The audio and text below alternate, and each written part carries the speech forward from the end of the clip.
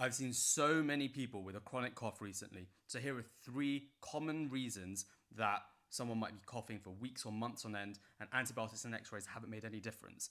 And the third one you're definitely going to want to hear.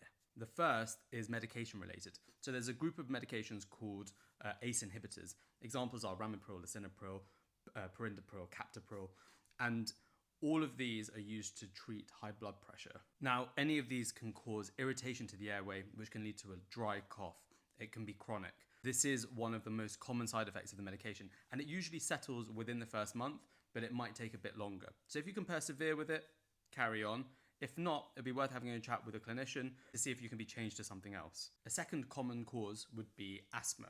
So you might have asthma if you have breathlessness, a wheeze, if your symptoms are worse, first thing in the morning, last thing at night, or even on exercise or exertion, or even if you're exposed to allergens. Interestingly, around 1 in 4 people with a chronic cough will have asthma, and the treatment is very straightforward. We just use inhalers to try and open up the airways, relax the airways, reduce inflammation in the airways. And there is a very clear stepwise approach to asthma management.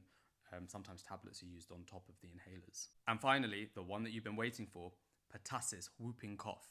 Now, it's not a conspiracy. Doctors aren't trying to hide it from you. It presents, it's got multiple different phases to the illness.